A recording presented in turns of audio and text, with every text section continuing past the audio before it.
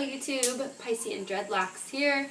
I am feeling inspired to do a video today, so I'm going to. As every creator knows, inspiration and motivation are the two key points of why you would feel inspired to do a video. But there is a subject in mind, and that subject is, I just realized while doing my previous two other videos very recently, they are called Why I Say Goodbye to Crocheting and How to Circular Rub or Clockwise Rub the Roots of Your Dreadlocks. After I did those two, I realized I'm at my 1 year and 4 month mark of dreadlocks. If you don't care about dreadlocks, then those of you in that particular situation would say, I don't give a shit. But those of you who are into dreadlocks and have had them before, want them, have friends who have them, or understand the connection of the journey that you endeavor while on them, you folks would really appreciate this because you've been there or you want to be there, and also it's really fascinating and mind-blowing how drastically they change. Hence why you would find on YouTube and Google and forums out there everywhere what they look like, a timeline, when do they mature, the beginning stages, the 10-year stages, and it's awesome. Throughout this video, I will show you different snippets and clippings and pictures with descriptions on what dreadlocks look like at 1 year and 4 months on a person's hair type like myself.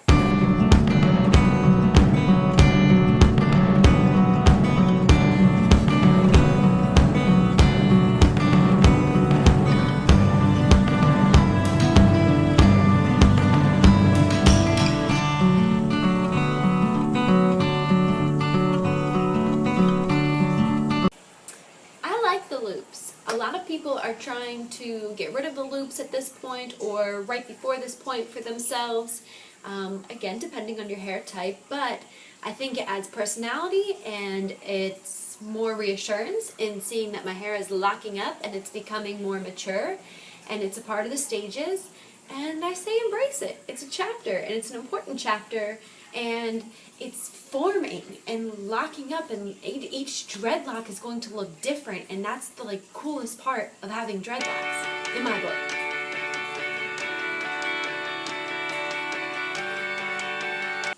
With the loops comes the lockage. With the lockage comes the loops. With the loops comes the lockage and the lockage and the loops. But basically, my point is they are interconnected, intertwined, just like your dreadlocks and the lockage of the dreadlock locking with the loops. And then they lock surpassing the loops. So, number 2 is lockage. Hey! And it's happening. And it's been happening, quite frankly, since my 7-8 month range. So, almost a year that's been happening, if you think about it, in retrospect.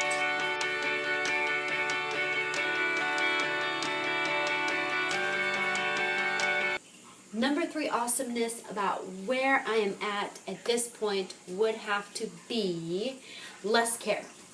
I only have to put in minimal care at this point at the 1 year and 4 month mark, and I really like that because in my other videos I mentioned I'm a mother of 3, ages 9, 7, and 2 months, of 3 beautiful girls, and they keep me quite crazy, busy a lot, as well as bartender and banquet server on the weekends, as well as housewife all week long, and cats, and appointments, and grocery shopping, and cleaning, and everything. So the less care is amazing. At this point, I love it. Love it.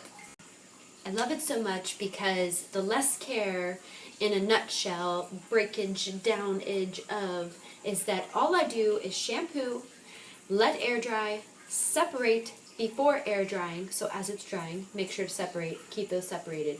And I also do the clockwise / circular rub, peace sign rubbing to my dreadlocks and the roots, and I also do oil treatments and essential oil spray mister and also a little bit at the scalp to massage throughout, and that is all I have to do. And the time that it takes to do that is so lesser than and decreased because they are, in these stages, taking on their own personality, and it's so freaking cool. P.S.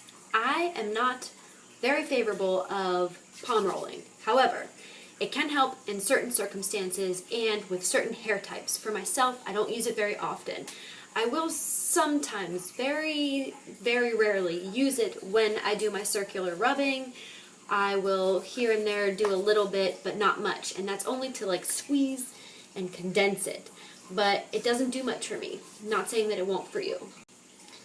Those are my little video clips and reasons describing why I love the stages that I'm in and why suddenly I decided to say, wait a minute, compared to where I've been and where I am now on the dreadlock journey is a really big difference all of a sudden. And that's what happens when life is busy and you care a little bit less than and you're a little bit less particular about your hair. It starts to form and you just let go and release. So those are the reasons why I wanted to share it with you, because I'm excited, so I know some of you who are on that path are excited, and so on and so forth.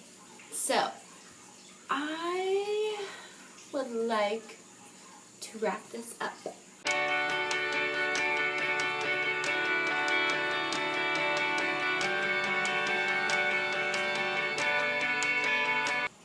Last but not least, in my wrapping up, I would like to mention what I have learned in a nutshell on this journey, and from beginning to now, what I have learned over the time, and that most importantly are these few things.